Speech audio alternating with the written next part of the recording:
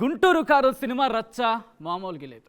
దానికేం తగ్గదన్నట్టుగా ఆర్మూరు రచ్చ దానికి డబుల్ ఉందనే చెప్పాలి.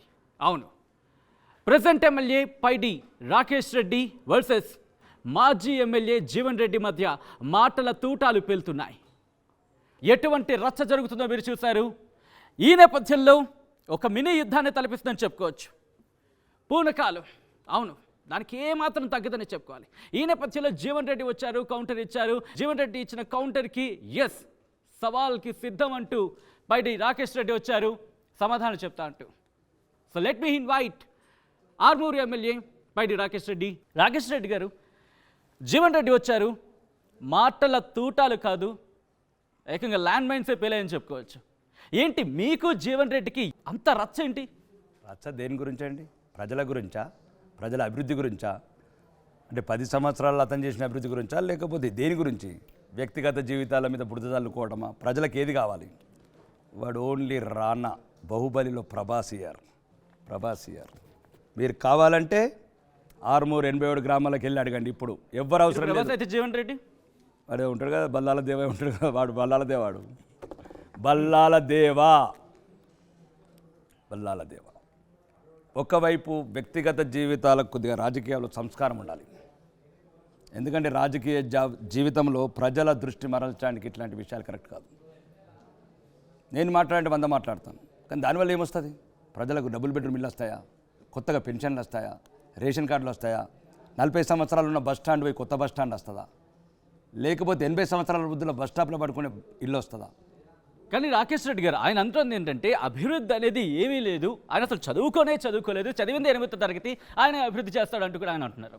ఇప్పుడు చదువుకు అభివృద్ధికి ఏం సంబంధం అండి? అంబికా దర్బార్ బత్తి ఉంది, ఆయన 1వ తరగతి కూడా చదవలేదు, కానీ ప్రపంచవ్యాప్తం చేశాడు అంబికా దర్బార్ బత్తిని. మరి ధీరుభాయ్ అంబానీ, ముఖేష్ అంబానీ వాళ్ళ తండ్రి పెట్రోల్ బంక్లో పనిచేశాడు యమన్లో, ప్రపంచవ్యాప్తంగా విస్తరించాడు.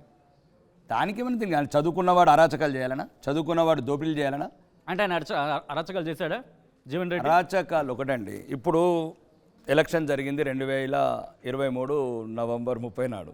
అరాచకాలు చేయకపోతే 10 సంవత్సరాల నుంచి నీ అభివృద్ధి కొలబద్దవుతే నీకు వచ్చినాయి 39,000 ఓట్లు, నీకు వ్యతిరేకంగా వచ్చినాయి 1,10,000 ఓట్లు.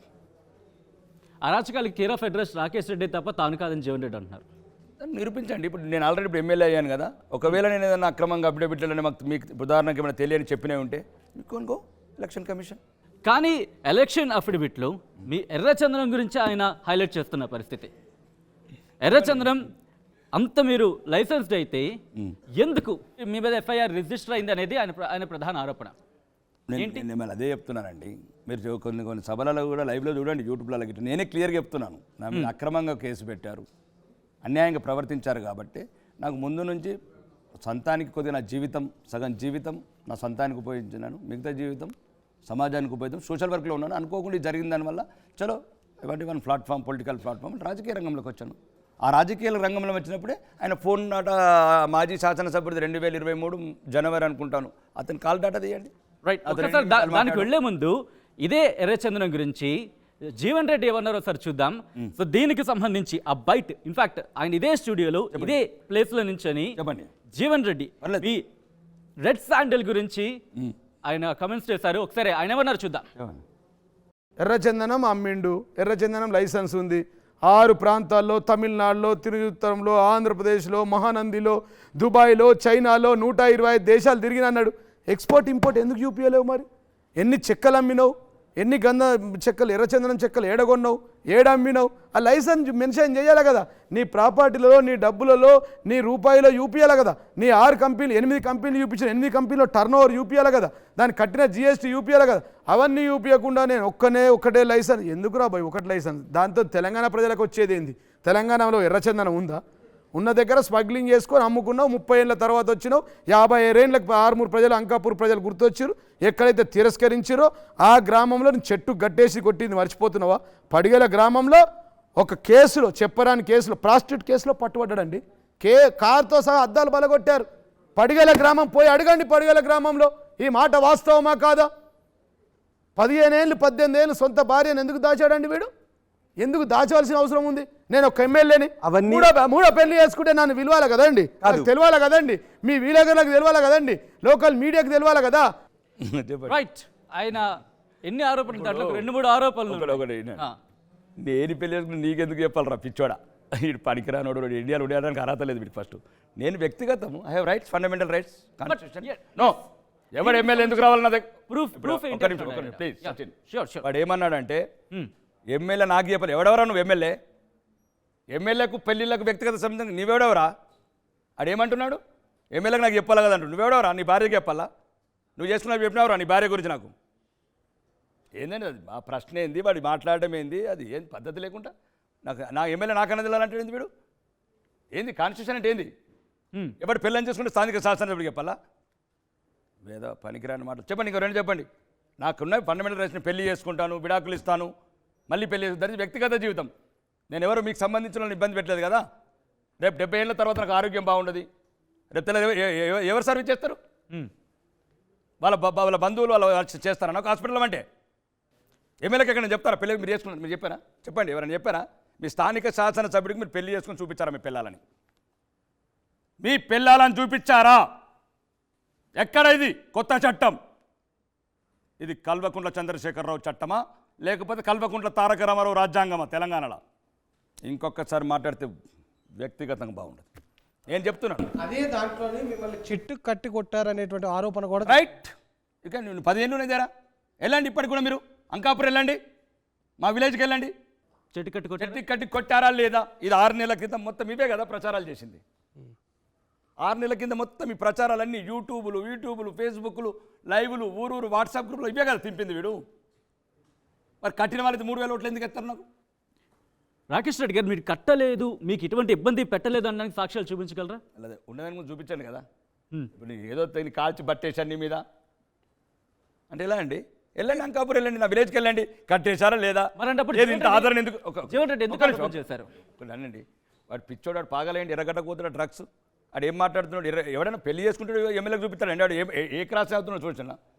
అది ఏ రకంగా మాట్లాడుతున్నాడు? మీరు విలేకరులు, చదువుకున్న వాళ్ళు, మీడియాలో ఉన్న వాళ్ళు, మీరు ఎవరైనా చూపించారా మీ స్థానిక శాసనసభలకు మీ భార్యలని? అది మాట్లాడే మాటనా? వాడి పిల్లని ఎవరికైనా చూపించాడా? వాడి భార్యను పెళ్లి చేసుకున్నప్పుడు అప్పుడున్న ఎమ్మెల్యేకి చూపించాడా? ఈరోజు ఎక్కడ లేదు, ఏ ట్యాక్స్ లేదు, ఏ డిపార్ట్మెంట్ లేదు. ఇప్పుడు మొత్తం ఎలక్షన్ ప్రచారం చేసింది నా మొదటి భార్య కూతురు, నా భార్యనే కదా చేసింది. నా కుటుంబం మొత్తం ప్రచారం చేసింది కదా. ఊరూరుకు తిరిగారు కదా. నా భార్య, నా కూతురు, నా భార్య అన్ని ఊర్లకు తిరిగారు. నా కూతురు ఎండి కంపెనీకి అందరికీ తెలుసు. ఇండస్ట్రీస్ ఉన్నాయి, ఇలా కొత్తగా ఉన్నాయి ఇండస్ట్రీస్. వెళ్ళండి, అంకాపురం వెళ్ళండి, మా విలేజే కదా. రైట్. అదే విలేజ్లో మిమ్మల్ని చెట్టు కట్టి కొట్టారు అంటారండి. ఎందుకు ఆరోపణ? ఏమంటే ఆరోపణలు చేసేవాడికి అద్దు ఉండాలండి. ఆరోపణలు చేసి 6 నెలలు మొత్తం తిరిగారు, ఊరూరుకు తిరిగారు. ఆ ఊర్లలో కూడా గ్రూపులు ఉంటాయి, వాట్సాప్ గ్రూపులు, కులం గ్రూపులు, యూత్ గ్రూపులు, ఆ గ్రూపులు అన్ని గ్రూపులలో దింపారు. తప్పని మీరు చూపించగలరా? అదే చెప్తుండే 100% తప్పంటేనే కదా ప్రజలను ఆదరించి ఆ ఊర్లో నన్ను 3000 ఓట్లు వేసి గెలిపించారు. అది మిమ్మల్ని ఆ కులం నుంచి కూడా బహిష్కరించారు. ఇప్పటికీ కూడా ఆయన కుల పెద్దలు ఎవరు కూడా ఆయన దగ్గరికి రానవరు, కులం నుంచి బహిష్కరించారని ఆరోపణ లేదు. నా ఊరు, నా కులము. జనరల్గా నాకు కొద్దిగా క్యాస్ట్ ఫీలింగ్ తక్కువ, అందరితో కలిసి ఉంటాను. ఏం తప్ప కులం పిచ్చి కులం ఏందని ఇప్పుడు పిచ్చాడు రాజకీయ నాయకులు మాట్లాడే మాటలేనా అవి? కులాలు మాట్లాడతారండి, కులాల కుంపటి. ఎప్పుడైనా చూడండి, ఇప్పుడు నేను ఎమ్మెల్యే కాకముందు ఎలక్షన్ల ముందు ఏం మాట్లాడని చెప్పండి. ఈరోజు కూడా ఏమంటారు? కుల పిచ్చి తగ్గించుకోండి. ఈ కుల పిచ్చే దరిద్రం ఈ దేశానికి. ప్రతి ఒక్కరు కులం బట్టి సర్వనాశనం చేసిన దేశాన్ని, ఈ రాష్ట్రాన్ని. సో మీకు కులంతో సంబంధం లేదా?